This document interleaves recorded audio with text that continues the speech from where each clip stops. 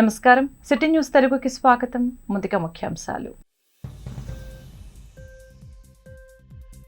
14 తాము చేయనిది ఒక దమ్మున్న ముఖ్యమంత్రి చేస్తున్నాడని చంద్రబాబుకు నిద్ర పట్టడం లేదు. ఎద్దేవా చేసిన ఎమ్మెల్యే జోగి రమేష్.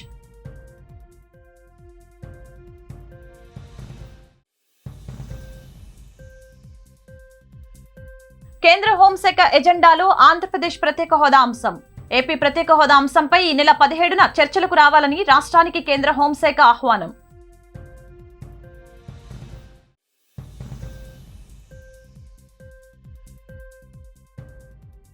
రాష్ట్ర విభజన సమస్యల పరిష్కారం కోసం 7 ఏళ్లుగా పోరాడుతున్నాం వివరించిన విజయవాడ సెంట్రల్ ఎమ్మెల్యే మల్లాది విష్ణు.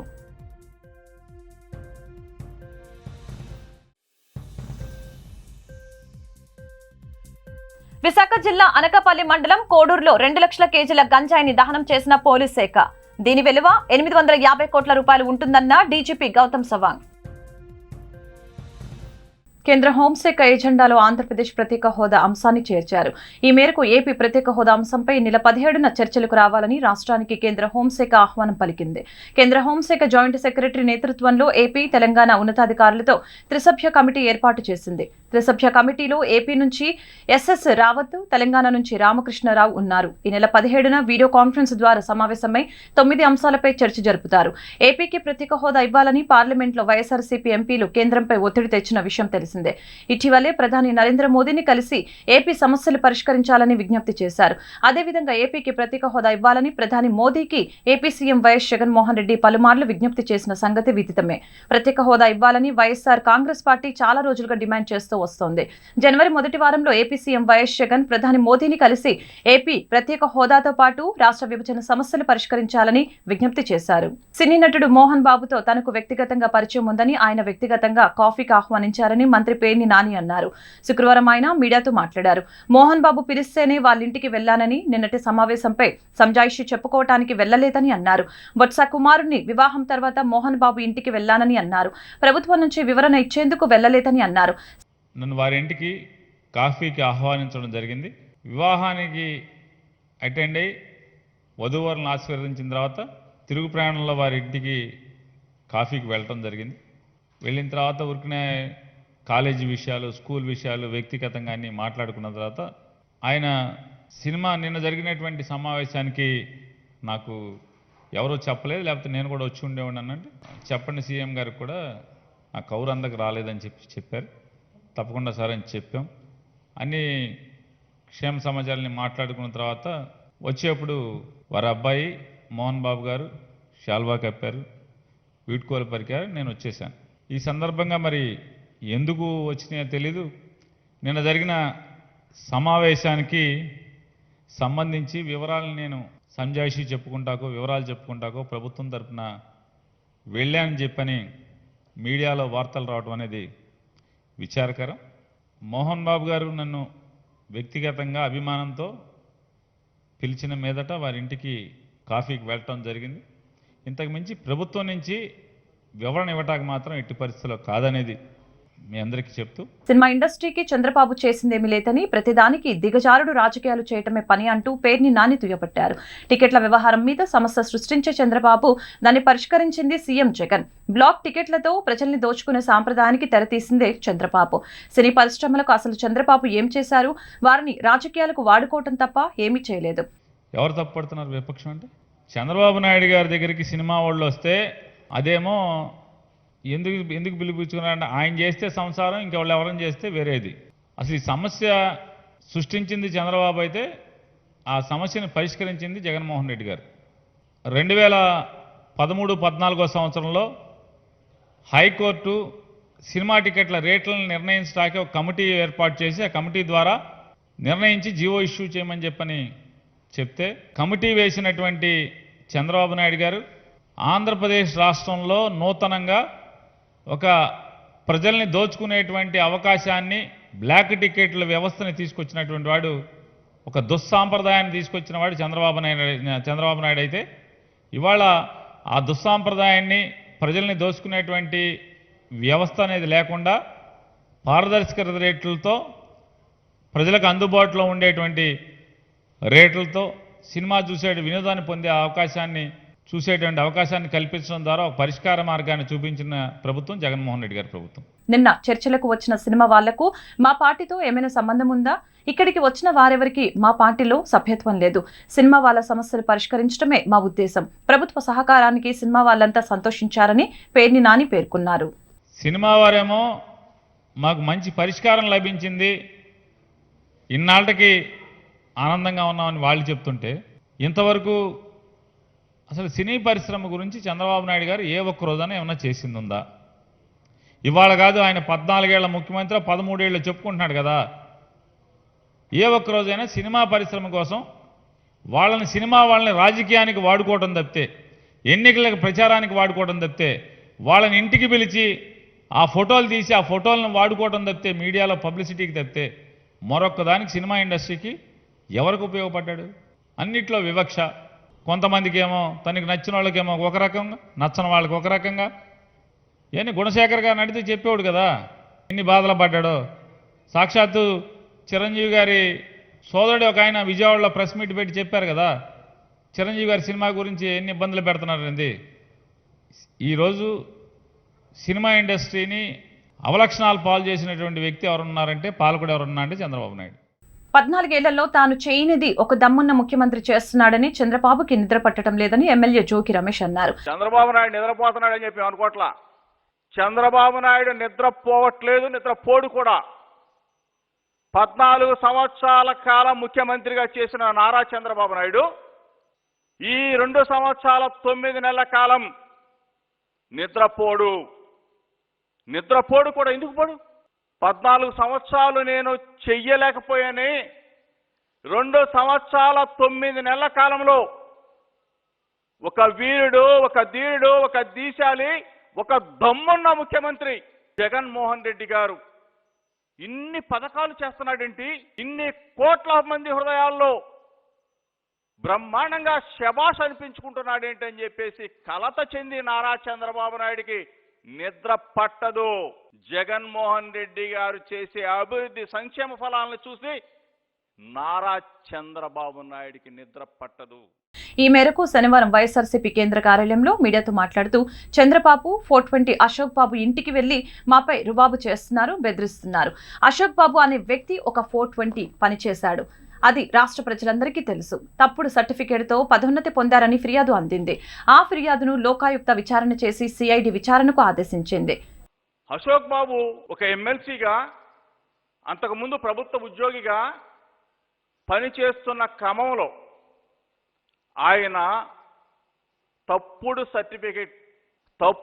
సర్టిఫికేట్తో పదోన్నతులు పొందాడు అని చెప్పేసి ఆ శాఖలో పనిచేస్తున్న సహ ఉద్యోగి కంప్లైంట్ ఇస్తే, ఆ కంప్లైంట్ లోకాయుక్త విచారణ చేసి సిఐడి అధికారుల్ని ఆదేశిస్తే, సిఐడి అధికారులు ఇది కరెక్టే, అశోక్ బాబు చదివింది ఇంటర్మీడియట్, అశోక్ బాబు ట్యాంపరింగ్ చేసి నకిలీ సర్టిఫికేట్ పెట్టింది బీకామ్ అనే డిగ్రీ నేను చదివానని చెప్పేసి ఉస్మానియా యూనివర్సిటీలో దొంగ సర్టిఫికేట్ ఒక ప్రొడ్యూస్ చేశాడు. కాబట్టి అది కరెక్టే అని చెప్పేసి నిర్ధారణ చేసిన తరువాత అశోక్ బాబుని అరెస్ట్ చేశారు, కోర్టుకి సబ్మిట్ చేశారు, కోర్టు బెయిల్ ఇచ్చింది. ఇవి జరుగుతూ ఉంటాయి. సిఐడి దానిని విచారించి అది నిజమే అని నిర్ధారణ చేశాక అరెస్టు చేశారు. దీన్ని నిన్నటి నుంచి చంద్రబాబు అండ్ కో నానా యాగి చేస్తోంది. దీన్ని తీసుకొచ్చి నిన్నటి నుంచి నారా చంద్రబాబు నాయుడు అండ్ కో, అసలు మాకేం సంబంధం అండి? ప్రభుత్వానికి ఏం సంబంధం అండి? గౌరవ ముఖ్యమంత్రి జగన్మోహన్ రెడ్డి గారికి ఏం సంబంధం అండి? ఒక 420 పని చేసిన అశోక్ బాబుని అసలు ఎలా సమర్థిస్తారండి ఆంధ్రప్రదేశ్ రాష్ట్ర ప్రజలు? ఎలా సమర్థిస్తారు ఉద్యోగస్తులు? ఎలా సమర్థిస్తారు మేధావులు? ఎలా సమర్థిస్తారు?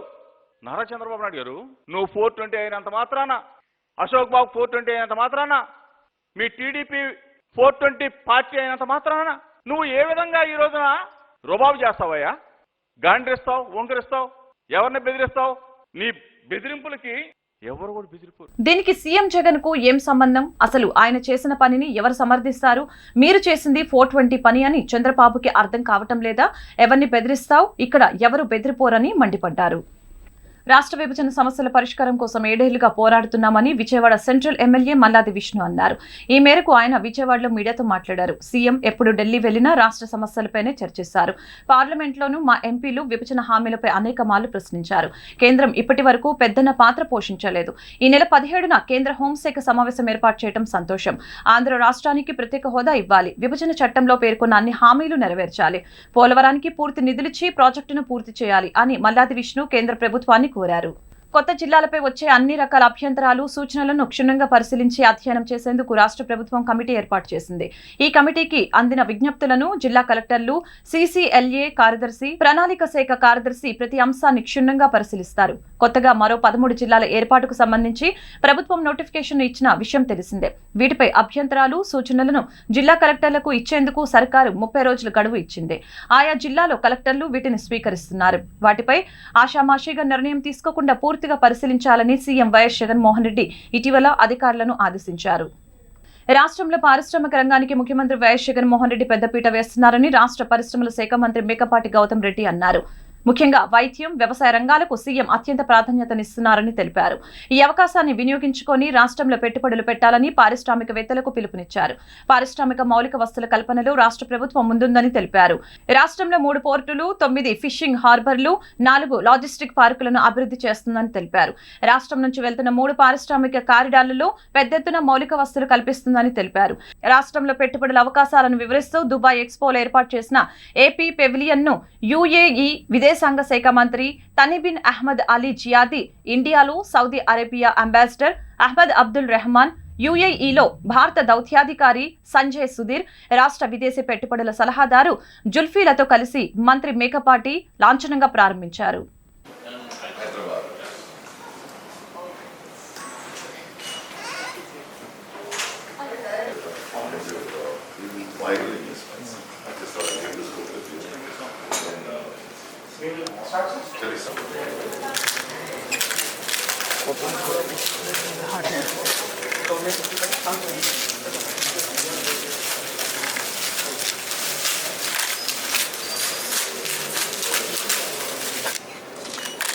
Look here.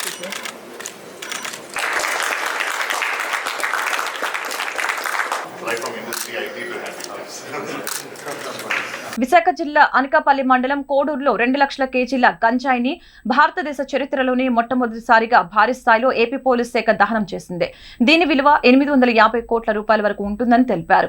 పరివర్తన పేరిట తనిఖీలు నిర్వహించిన పోలీసులు సోదాల్లో జప్తు చేసిన గంజాయిని కుప్పగా పేర్చి తగలపెట్టారు. ఈ కార్యక్రమంలో డీజీపీ గౌతమ్ సవాంగ్ పాల్గొన్నారు. ఈ సందర్భంగా ఏపీ డీజీపీ గౌతమ్ సవాంగ్ మీడియాతో మాట్లాడారు. ఆపరేషన్ పరివర్తనలో భాగంగా రాష్ట్రంలోని వివిధ శాఖల సమన్వయంతో పాటు సరిహద్దు రాష్ట్రాల సహాయ సహకారాలతో విస్తృతంగా గంజాయి తోటలను ధ్వంసం చేశామని తెలిపారు. ఆపరేషన్ పరివర్తన కార్యక్రమంతో రాష్ట్రంలో గంజాయి నిర్మూలనకు శ్రీకారం చుట్టామని అన్నారు. ఇప్పటి వరకు 9,251 కోట్ల విలువ చేసే గంజాయిని 7,552 సాగు చేసిన గంజాయిని ధ్వంసం చేశామని తెలిపారు. గంజాయి నివారణకు 120 అంటారు. రాష్ట్ర చెక్ పోస్టులు ఏర్పాటు చేశామని అన్నారు. ఇప్పుడు దహనం చేసే కార్యక్రమం దేశంలోని అతిపెద్ద కార్యక్రమమని అన్నారు.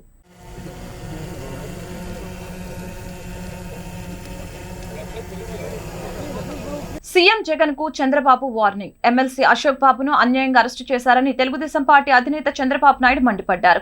ఎక్కడ అన్యాయం జరిగినా పరిష్కారం కోసం అక్కడ తెలుగుదేశం పార్టీ ఉంటుందని అన్నారు. తప్పుడు సిఐడి కేసులో బెయిల్ పై బయటకు వచ్చిన అశోక్ బాబును విజయవాడ పడమటలోని ఆయన నివాసానికి వెళ్లి చంద్రబాబు పరామర్శించారు. సిఐడి అరెస్టు తదనంతరం పరిణామాలపై ఆరా తీశారు. సిబిఐ కస్టడీలో తన కేసు విషయం కంటే ఉద్యోగుల సమ్మె అంశంపైనే ఎక్కువగా ప్రశ్నించారని అశోక్ బాబు చంద్రబాబు దృష్టికి తీసుకువచ్చారు. వైకాపా ప్రభుత్వం ఉగ్రవాదిలాగా ప్రవర్తిస్తుందని చంద్రబాబు ఆగ్రహం వ్యక్తం చేశారు. అరండల్పేటలో ఉన్న శ్రీ హంపి పీఠపాలిత గంగా మీనాక్షి సోమసుందరేశ్వర శివాలయంలో ప్లవనామ సంవత్సర మాఘశుద్ధ త్రయోదశి నాడు దేవతామూర్తులను ప్రతిష్ఠింపచేసి 120 సంవత్సరాలు అయిన సందర్భంగా 3 రోజుల పాటు జరిపే మహాపుష్కర బ్రహ్మోత్సవాల్ని ఘనంగా ప్రారంభించారు. ఈ సందర్భంగా వేద పండితులు, ఆలయ అర్చకులు ఆధ్వర్యంలో మొదటి రోజున గణపతి పూజ, పూర్ణాహువచన గణపతి పూజ, పుణ్యాహవచన, గోపూజ, పంచాగ్యవ్య ప్రాస్తవ, దేవతామూర్తులకు అభిషేకం, అంకురార్పణ, ధ్వజారోపణ, కలశ స్థాపన, తీర్థ ప్రసాద వితరణ నిర్వహించారు. ఈ సందర్భంగా ఆలయ ధర్మకర్త ఏకా ప్రసాద్ మాట్లాడుతూ తమ ముత్తాత ఏకా రామయ్య ఆధ్వర్యంలో 1901వ సంవత్సరంలో ఈ దేవాలయంలో ప్రతిష్ఠ కార్యక్రమం నిర్వహించడం జరిగిందని తెలిపారు. 120 సంవత్సరాలు అయిన సందర్భంగా ఈ మహా పుష్కర బ్రహ్మోత్సవాల్ని 3 రోజుల పాటు నిర్వహిస్తున్నామని తెలిపారు. ఈ కార్యక్రమంలో ఆలయ ప్రధాన అర్చకులు కందుర్తి భాస్కర్ శర్మ, కందుర్తి సుబ్రహ్మణ్య శర్మ, మధుసూదన్ శర్మ. ఈ కార్యక్రమంలో ఆలయ ప్రధాన అర్చకులు కుందుర్తి భాస్కర్ శర్మ, కుందుర్తి సుబ్రహ్మణ్య శర్మ, మధుసూదన శర్మ, కుందుర్తి శ్రీనివాస శర్మ, ధూళిపాల భాస్కర్ శర్మ, భక్తులు తదితరులు పాల్గొన్నారు. శ్రీ గంగా మీనాక్షి సమేత సోమసుందర స్వామివారి దేవస్థానం, శ్రీ శ్రీ హంపి రూపాక్ష విద్యారణ్యపీఠ వారి గంగా మీనాక్షి సమేత సోమసుందర స్వామివారి దేవస్థానం ద్వితీయ మహాపుష్కర బ్రహ్మోత్సవాలు 12/2/2022 నుంచి 3 రోజుల పాటు త్రయాన్నికంగా 14/2/2022 వరకు జరుగుతాయి. ప్రథమంగా ఇవాళ రోజున గణపతి పూజ, పుణ్యవాచన, మండపారాధన, ఈ ఉపాలయ స్వాముల వాళ్ళందరికీ అర్చనలు యథావిధిగా జరిగినాయి. సాయంత్రం 5 గంటలకు ధ్వజారోహణ, కలశస్థాపన కార్యక్రమాలు మొదటి రోజున జరుగుతాయి. రాత్రికి హారతి మంత్రపుష్ప నీరాజనాలతో కార్యక్రమం ముగుస్తుంది. విశాఖ స్టీల్ ప్లాంట్ ను ప్రభుత్వ రంగ సంస్థగానే కొనసాగించాలని బహుజన ప్రజా చైతన్య వేదిక వ్యవస్థాపక అధ్యక్షులు దొంతా సురేష్ డిమాండ్ చేశారు. శనివారం గుంటూరులోని మార్కెట్ కూడలిలో ఉన్న పూలే విగ్రహం వద్ద బహుజన ప్రజా చైతన్య వేదిక ఆధ్వర్యంలో జరిగిన నిరసన దీక్షలో ఆయన మాట్లాడారు. విశాఖ ఉక్కు ప్రైవేటీకరణకు వ్యతిరేకంగా కార్మికుల ఉద్యమం చేపట్టి సంవత్సరం పూర్తయిన సందర్భంగా వారికి సంఘీభావంగా నిరసన దీక్షలు చేపట్టినట్లు తెలిపారు.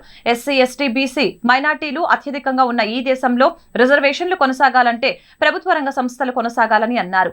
అనంతరం భగత్ సింగ్ మాట్లాడుతూ లాభాల బాటలు నడిచే విశాఖ ఉక్కును ప్రభుత్వ రంగ సంస్థగానే కొనసాగించాలని డిమాండ్ చేశారు.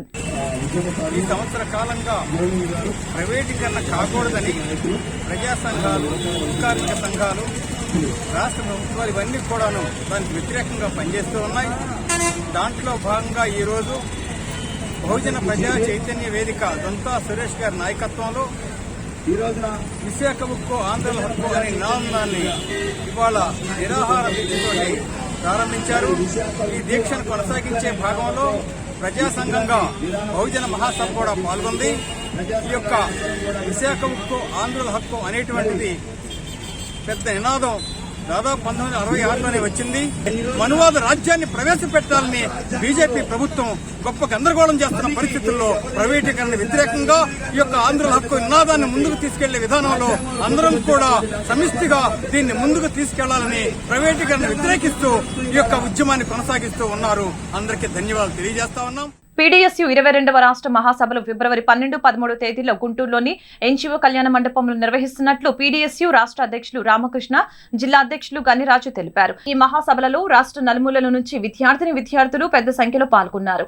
ఈ సందర్భంగా వారు మాట్లాడుతూ శాస్త్రీయ విద్య లక్ష్యంగా అందరికీ విద్యను అందుబాటులోకి తెచ్చేలా పీడీఎస్యూ పనిచేస్తుందని అన్నారు. విద్యారంగంలో ఎదురయ్యే సవాళ్లు, విద్య కాషాయీకరణ, కార్పొరేటీకరణ, విద్యా వ్యాపారం తదితర అంశాలపై ఈ మహాసభల్లో చర్చిస్తున్నట్లు తెలిపారు. విద్యారంగానికి జీడీపీలో ఎక్కువ నిధులు కేటాయించాలని, ఎయిడెడ్ విద్యా సంస్థలను పరిరక్షించాలని, విద్యారంగం సంక్షోభంలోకి వెళ్లకుండా కేంద్ర, రాష్ట్ర ప్రభుత్వాలపై ఒత్తిడి తెచ్చేలా కార్యాచరణ ప్రణాళిక రూపొందించనున్నట్లు వెల్లడించారు. రాష్ట్ర మహాసభలు నేటి నుంచి 2 రోజుల పాటు విశాఖపట్నంలో జరగబోతూ ఉన్నాయి. శాస్త్రీయ విద్యా లక్ష్యంగా అందరికీ విద్యను అందుబాటులోకి తీసుకురావాలని వ్యవస్థ మార్పు కోసం 1948లో ప్రారంభమైనటువంటి పీడీఎస్యూ ఈరోజు నేటికి 48 సంవత్సరాలు పూర్తి చేస్తుంది. విద్యారంగంలో వస్తున్నటువంటి సంస్కరణలు, సవాళ్ళకు వ్యతిరేకంగా ఆ సవాళ్ళను చర్చించడానికి ఈ రాష్ట్ర మహాసభ జరుపుకుంటూ ఉన్నాం. ఈ రాష్ట్ర మహాసభ సందర్భంగా పాలక వర్గాలని ఒకటే ప్రశ్నిస్తూ ఉన్నాం. కేంద్ర రాష్ట్ర ప్రభుత్వాలు విద్యారంగాన్ని సంక్షోభంలోకి నెట్టబెడుతూ ఉన్నాయి. విద్యా వ్యాపారాన్ని, కాషాయీకరణని, ప్రైవేటీకరణ, కార్పొరేటీకరణ మరింత పెంచుతూ ఉన్నాయి. అందరికీ విద్యను అందుబాటులోకి తీసుకొస్తామని న్యూ ఎడ్యుకేషన్ పాలసీ 2020లో 2035 నాటికి సంపూర్ణ అక్షరాస్యత సాధిస్తామని ప్రకటించుకుంటూ మరొకవైపు విద్యారంగానికి జీడీపీలో 6% నిధులు కేటాయించకుండా కేంద్ర ప్రభుత్వం నిర్లక్ష్యం చేస్తుంది. ఎన్టీఆర్ హెల్త్ యూనివర్సిటీ ఆధ్వర్యంలో స్వచ్ఛ యాక్షన్ ప్లాన్ లో భాగంగా గుంటూరులో 1 డే క్లీనింగ్ ప్రోగ్రాం నిర్వహిస్తున్నట్లు డాక్టర్ ఎస్ఎస్వి రమణ తెలిపారు. శనివారం గుంటూరు మెడికల్ కాలేజీ నుంచి నాస్ సెంటర్ వరకు మెడికల్, డెంటల్, నర్సింగ్ కళాశాల విద్యార్థులు, డాక్టర్లు అవగాహన ర్యాలీ నిర్వహించి రోడ్లను క్లీన్ చేశారు. ఈ సందర్భంగా doctor Ramana, NSS unit programmer Nirmala మాట్లాడుతూ భావితరాలకు మంచి భూగోళం అందించాలనే ఉద్దేశంతో పర్యావరణ పరిరక్షణ అవసరమని అన్నారు. అందులో భాగంగా ప్లాస్టిక్ వాడకాన్ని నివారించడం, కాలుష్య రహిత సమాజం తదితర అంశాలపై ప్రజలకు అవగాహన కల్పించేందుకు ఈ కార్యక్రమం చేపట్టినట్లు తెలిపారు. గుంటూరు జిల్లా మంగళగిరి పట్టణంలోని దేవస్థానం సమీపంలో ఉన్న యనమదల భగవతుల వీధుల్లో ఎలాంటి ఆక్రమణలు లేకపోయినా కేవలం తమపై వివక్షను చూపుతున్నారని బాధితులు తోలేటి రవీంద్ర, మాచేటి గౌరీశంకర్ వాపోయారు. వీరే కాకుండా స్థానిక ప్రజలు ఆవేదన ఆక్రోశం వ్యక్తం చేస్తున్నారు.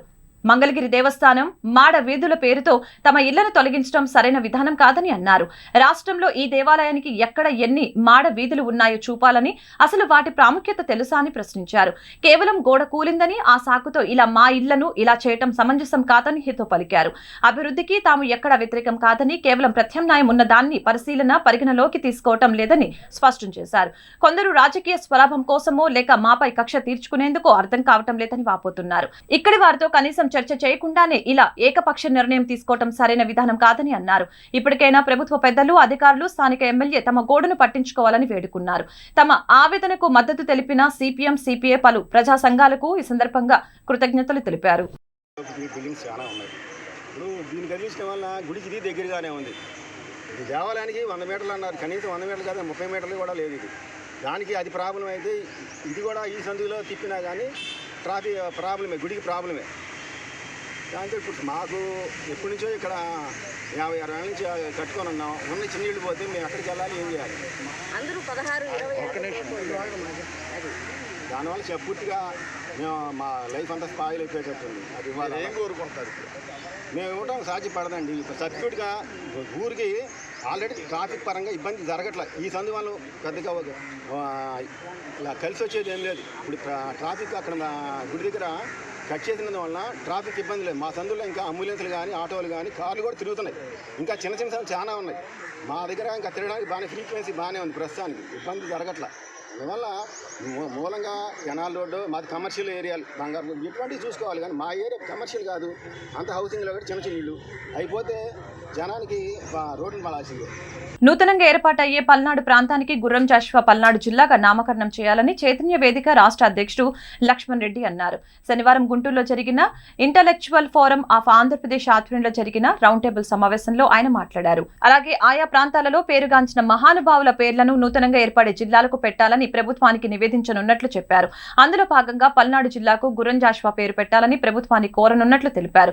నూతనంగా ఏర్పడే జిల్లాకు గుర్రం జాషువా జిల్లాగా నామకరణం చేయాలని సమావేశంలో ఏకగ్రీవంగా తీర్మానించినట్లు తెలిపారు. గుర్రం జాషువా పల్నాడు జిల్లా సాధన కోసం జరిగిన రౌండ్ టేబుల్ సమావేశంలో వివిధ రాజకీయ పార్టీల నాయకులు, ఉద్యోగ సంఘాలు, దళిత ప్రజా సంఘాల నాయకులు పాల్గొన్నారు. అప్పుడున్న నైసర్గిక పరిస్థితి, అప్పుడున్న భౌగోళిక పరిస్థితి, ప్రజలకు అందుబాటులో ఉన్న పరిస్థితిని తీసుకొని జిల్లా ఏర్పాటు జరగాలి. రేపు 2026లో మళ్ళా లోక్సభలు ఇప్పుడున్న 25 పెరగచ్చు, శాసనసభ నియోజకవర్గాలు పెరగచ్చు, మారచ్చు. సో అందువలన మనం జిల్లాల ఏర్పాటుని భౌగోళిక పరిస్థితులను బట్టి, ఒక జిల్లా కేంద్రం అంటే ఆ జిల్లాలో అందరికీ దగ్గరగా ఉంటుంది, సౌలభ్యంగా ఉంటుంది అని రావడానికి అనే కోణంలోనే భవిష్యత్తులో నిర్ణయం తీసుకుంటారని అసాంఘిక కార్యకలాపాలకు పాల్పడితే చట్టపరంగా కఠిన చర్యలు ఉంటాయని Chebrolu circle inspector M Subbarao హెచ్చరించారు. గుంటూరు జిల్లా సేకూరు గ్రామంలో విశ్వసనీయ సమాచారం మేరకు కోడి పందాలు, స్థావరాలపై జరిగిన దాడుల్లో పట్టుబడ్డ వారి వివరాలు చేబ్రోలు ఠాణాలో శనివారం వెల్లడించారు. ఈ సందర్భంగా సీఏ సుబ్బారావు మాట్లాడుతూ అసాంఘిక కార్యకలాపాలకు పాల్పడితే ఎంతటి వారైనా ఉపేక్షించేది లేదని స్పష్టం చేశారు. ఈ కార్యక్రమంలో చేబ్రోలు ఎస్ఐ కోటేశ్వరరావు, పోలీసు సిబ్బంది పాల్గొన్నారు. సేకూరు గ్రామ శివారులో కోడి పందాలు జరుగుతున్నట్టు సమాచారం వచ్చింది. మా డిఎస్పీ గారు ఆదేశాల మేరకు ఎస్ఐ గారు వారి సిబ్బంది కలిసి సపోటా తోటల దగ్గర కోడి పందాలు వేస్తున్న ఒక 15 మందిని అదుపులోకి తీసుకున్నాము.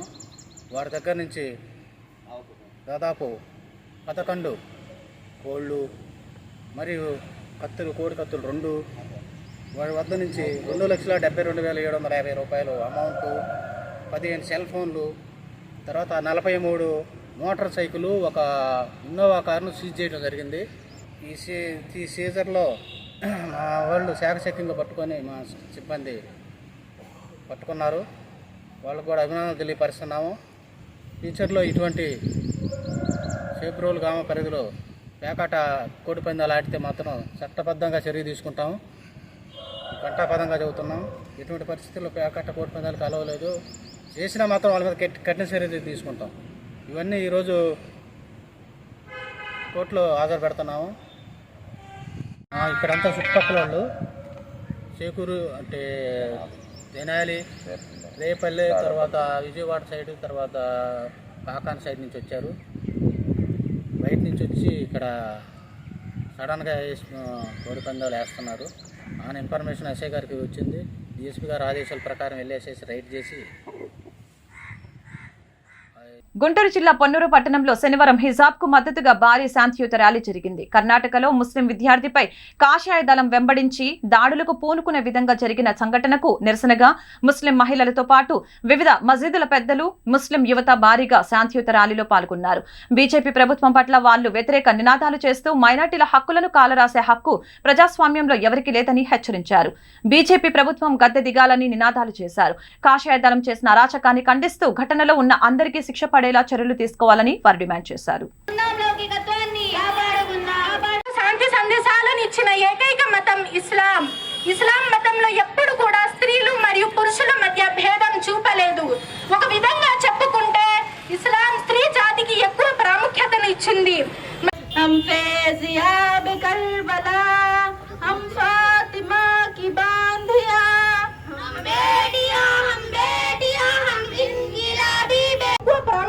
ఇచ్చింది మరియు ప్రేమానురాగాలు గౌరవాభిమానం నుంచి కాపాడడానికి ఇస్లాం పర్దా, బుర్ఖా, హిజాబ్ అనే నియమాల్ని అమల్లోకి తెచ్చింది. చూడలేదు మరియు ఎప్పటికీ చూడదు. కర్ణాటక యొక్క బళ్ళారి జిల్లాలో ఉడుపి గ్రామంలో కాలేజీలో చదివే విద్యార్థినులను పర్దా చేసే కొంతమంది విద్యార్థులను ఆ కాలేజీ యొక్క యాజమాన్యం హిజాబ్ తీయమని దౌర్జన్యం చేశారు. అప్పుడు ఆ ఇస్లాం యొక్క ఆడపులులు ఇలా గర్జించారు, మేము ఇస్లాంని వదిలిపెట్టము, మేము కాలేజీనైనా వదిలిపెడతాం కానీ మా యొక్క ధర్మాన్ని మేము వదిలిపెట్టము అని చెప్తారు. అప్పుడు ఆ 6 ఆడపులులు హైకోర్టుకి ఈ యొక్క పరిస్థితిని చెప్తారు. హైకోర్టు, సుప్రీంకోర్టు ఈ విషయం మీద చర్చ చేస్తారు. అప్పుడు హైకోర్టు ఈ చర్చలో ఇలా చెప్తుంది, ముస్లిం స్త్రీలకు పరదా అనేది ముఖ్యమని. తూర్పుగోదావరి జిల్లా రంపచోడవరం నియోజకవర్గం మాడేరుమిల్లి మండలంలో సిఆర్పీఎఫ్ బెటాలియన్ ఆధ్వర్యంలో సిఆర్పీఎఫ్ బి 42 బెటాలియన్ డిఎస్పీపీ సురేష్ ఆధ్వర్యంలో సివిక్ యాక్షన్ ప్రోగ్రామ్ లో భాగంగా వాలీబాల్ టోర్నమెంట్ నిర్వహించారు. ఈ కార్యక్రమంలో మారేడుమిల్లి సిఐ అల్లంకి శ్రీనివాసరావు, ఎస్ఐ రాము, గుర్తేడు ఎస్ఐ జ్వాలా సాగర్, జడ్పీటీసీ బాలాజీబాబు, మారేడుమిల్లి ఎంపీపీ సార్ల లలితకుమారి, సర్పంచులు, సిఆర్పీఎఫ్ సిబ్బంది, పోలీసులు పాల్గొన్నారు. సిఆర్పీఎఫ్ ద్వారా ఈ టోర్నమెంట్ కండక్ట్ చేయడం చాలా హ్యాపీగా ఉంది. దాంట్లో మేము కూడా భాగస్వాములు మాకు మరింత ఆనందం కలిగిస్తుంది. ఈ సందర్భంగా చెప్పేది ఏంటంటే, యూత్ చెప్పేది ఏంటంటే, చాలా నోటిఫికేషన్ పడతాయి. మాది పోలీస్ డిపార్ట్మెంటే కానీ, మిలిటరీ కానీ, ఏదన్నా నేవీ, ఆర్మీ, ఏదన్నా ఎయిర్ ఫోర్స్ ఏదైనా పడతా ఉంటాయి. పక్కన వీళ్ళు ఉన్నారు. మీరు కనుక క్వాలిఫైడ్ కుర్రోళ్ళు కనుక మా దగ్గరికి వస్తే క్యాంప్ నేనే పెడతాను. నేను క్వాలిఫైడ్ కోచ్, నేనే క్యాంప్ పెడతాను. వాళ్ళకి కావాల్సినంత ఇస్తాము. గ్రౌండ్ మంచి గ్రౌండ్ ఉంది. ఇక్కడ సపోర్ట్ చేసే మంచి యంగ్స్టర్స్ అంతా ఉన్నారు. డిఎస్పీ గారు అంతా ఉన్నారు. సో నోటిఫికేషన్ పడగానే మీరు వస్తే దానికి సపోర్ట్ చేసే బాధ్యత నాది. ఫిట్నెస్ నేనే ఇచ్చేస్తాను. ట్రైనింగ్. ప్రకాశం జిల్లా చీరాల కోట్ల బజార్లో ఉన్న తలబందు శ్రీనివాసుల స్టీల్ దుకాణంలో గత రాత్రి తాళాలు పగలకొట్టి 2 లక్షల రూపాయలు నగదును అపహరించుకొని పోయారు. ఈ మేరకు చీరాల 1వ పట్టణ సిఐ వి మల్లికార్జునరావు కేసు నమోదు చేసి దర్యాప్తు చేస్తున్నారు.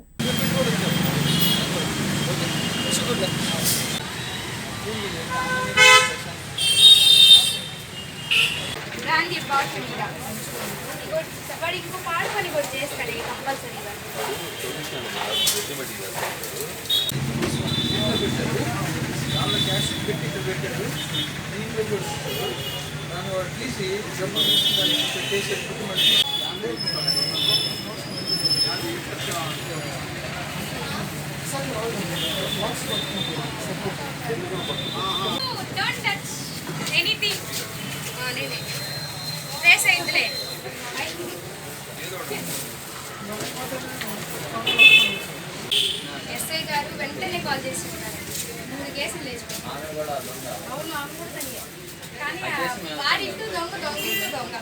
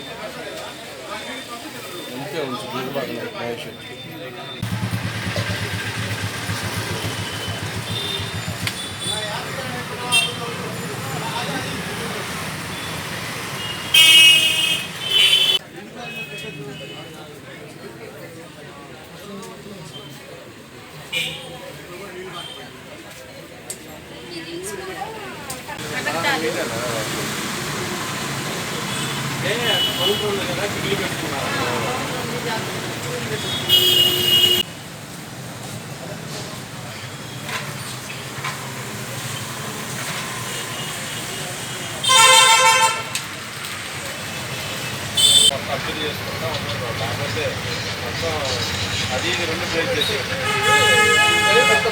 చోటు రావాలి కదా కొద్దిగా వాడికి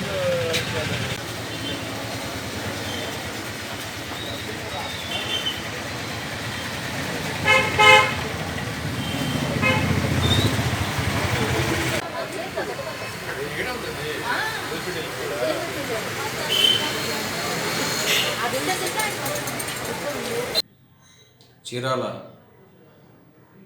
ఎస్బీఐ బ్యాంక్ దగ్గరలో గత రాత్రి గుర్తు తెలియని కొంతమంది దుండగులు తులాబంధు గౌరీశంకర్ గారి స్టీల్ సామాన్ కొట్లో తలుపులు తాళం పగలబెట్టి షాప్లో ఉన్నటువంటి 2,45,000 రూపాయల క్యాష్ని దొంగిలించిపోయినారు. దీని మీద ఈ తులాబంధు గౌరీశంకర్ గారు ఇచ్చిన రిపోర్ట్ని మేము క్రైమ్గా రిజిస్టర్ చేసి ఉన్నాము. దీని మీద దర్యాప్తు కొనసాగుతూ ఉంది. ఫర్దర్గా దీని మీద ఈ నేరం చేయడానికి అవకాశం ఉన్నటువంటి ప్రాబబుల్ అఫెండర్స్ని పట్టుకుని కేసు త్వరలోనే డిటెక్ట్ చేస్తాం. వార్త ముగించే ముందు ముఖ్యాంశాలు మరొకసారి. 14 తాము చేయనిది ఒక దమ్మున్న ముఖ్యమంత్రి చేస్తున్నాడని చంద్రబాబుకు నిద్ర పట్టడం లేదు. ఎద్దేవా చేసిన ఎమ్మెల్యే జోగి రమేష్.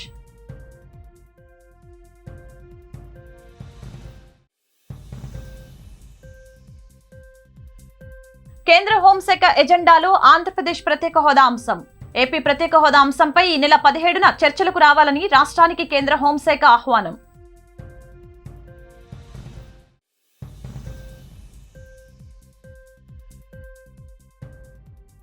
రాష్ట్ర విభజన సమస్యల పరిష్కారం కోసం 7 ఏళ్లుగా పోరాడుతున్నాం వివరించిన విజయవాడ సెంట్రల్ ఎమ్మెల్యే మల్లాది విష్ణు.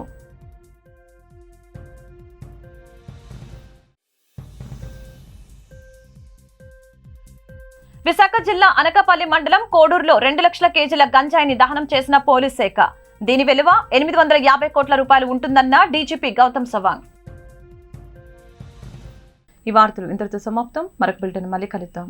నమస్కారం.